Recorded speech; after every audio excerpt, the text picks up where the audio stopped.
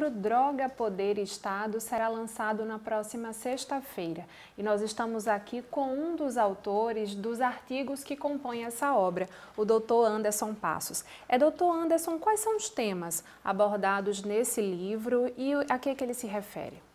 Pronto, esse livro, Droga, Poder e Estado, ele tem como tema central a questão das drogas aqui no estado de Alagoas. Discutir essa problemática e tentar buscar soluções para essa questão. E o livro, na verdade, ele surgiu a partir da ideia de rodas de conversa que foi sugerido pelo professor Luiz Sávio de Almeida e a doutora Carla Padilha, que é promotora aqui no estado, de juntar pessoas que trabalham no enfrentamento às drogas sob diversas visões diferentes, diversas formas diferentes. Então, no caso, eu estou participando como um representante do Poder Judiciário, a doutora Carla e a doutora Alexandra como membros do Ministério Público, o Clécio, o professor Clécio como acadêmico, temos o professor Adalberto, que é o psicólogo, temos também o doutor Hildson, que é defensor público, e a Mariana, a doutora Mariana, que faz parte da Polícia Militar do Estado de Alagoas. Então a ideia foi justamente tentar observar esse problema sob diversas visões. Tá? E os artigos que aqui estão publicados nesse livro é uma coletânea, uma compilação de artigos que foram publicados no jornal Dia, no suplemento Campus, aqui do Estado de Alagoas. O senhor poderia resumir um pouco quais são essas diferentes visões, por exemplo, a do judiciário que o senhor fez? Pronto, veja, é muito interessante a gente discutir com esses diversos atores, não é? Porque cada um tem um enfrentamento, um olhar diverso.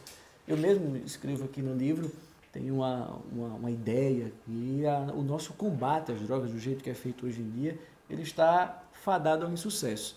Eu até discuto aqui, por exemplo, que um dos grandes problemas, do meu ponto de vista, é a questão da diferenciação entre o usuário e o traficante. A nossa legislação, no meu ponto de vista, ela falha porque não traz critérios objetivos para dizer quem é um e quem é outro. E, desta feita, deixa muitas vezes a cargo da subjetividade do juiz, analisar naquele caso concreto, definir se o indivíduo vai ser condenado como um traficante ou como um usuário. E as diferenças de pena são gritantes. No caso do usuário, houve um processo de despenalização, ainda é crime, mas não há uma pena privativa de liberdade, enquanto o traficante, a pena é severa, é grave. Eu entendo que, obviamente, a pena do traficante tem que ser severa, o tráfico é um problema seríssimo. Mas hoje, como a legislação trata o usuário, do meu ponto de vista, é um erro. Nós tratamos ainda o usuário como um criminoso.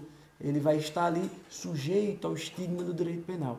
E o que eu sugiro, justamente analisando outras experiências e outros tribunais, como acontece em Curitiba, como acontece em alguns juizados especiais em Brasília, é que o enfrentamento do problema das drogas para o usuário deve ser feito sob um viés de uma política pública de saúde.